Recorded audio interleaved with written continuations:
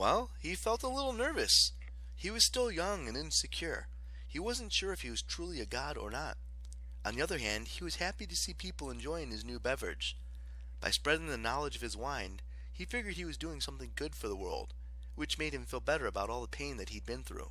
His mom dying before he was born, Hera driving his foster parents crazy, and of course, his best friend Amp dying in the woods.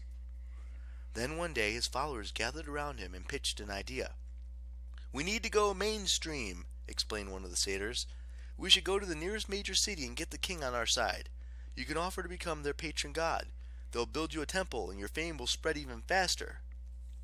The nearest king was a dude named Lycurgus, who ran a seaside town at the base of Mount Nysa. The satyrs suggested that they start there to support local business and all.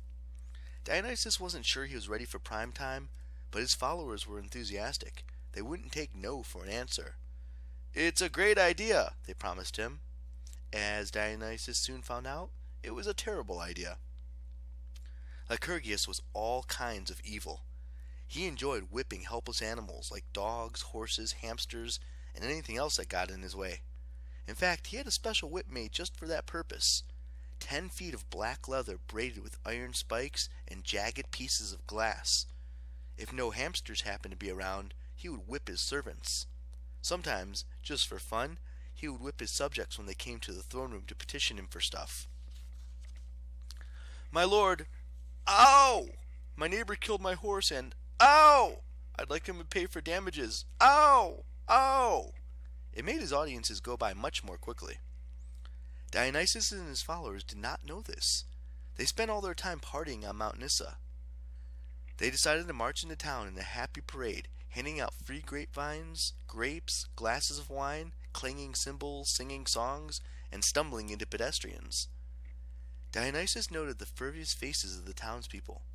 Many of them bore scars from whippings. Dionysus didn't like that, but his followers were announcing him as a god, singing his praises, and dancing around him. They dressed him in expensive purple robes and put a crown of ivy leaves on his head. He was supposed to be the newest Olympian, master of wine and the lord of parties.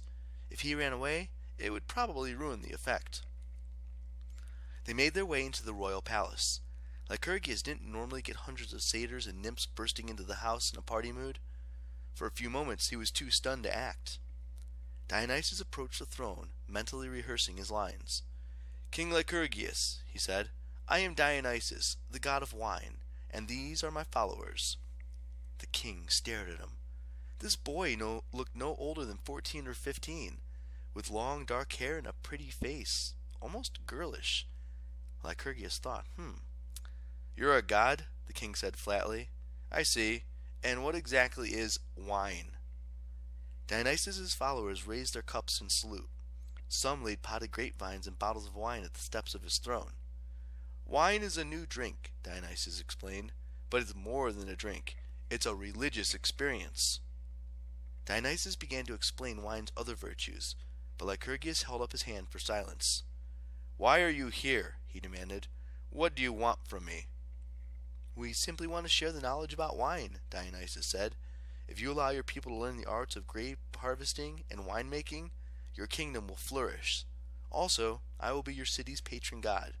All that I ask is that you build me a temple." Lycurgus's mouth twitched. It had been a long time since he'd been tempted to laugh. "A temple? Is that all?" Dionysus shuffled from foot to foot. "Yes, well, young god, I invented something too. Would you like to see it? I call it the new and improved whip. I use it to get rid of people who waste my time." King Lycurgus started whipping everyone. If he saw it, he whipped it. He whipped it good. Dionysus's followers scattered. They hadn't expected a fight, and they couldn't defend themselves with grapes and glasses. Many wore only scanty tunics, so the whips really hurt. Dionysus's foster mother Ambrosia got struck in the face and fell down dead at Dionysus's feet. "No!" Dionysus wailed. Palace guards closed in on all sides, rounding up the satyrs and nymphs and arresting them.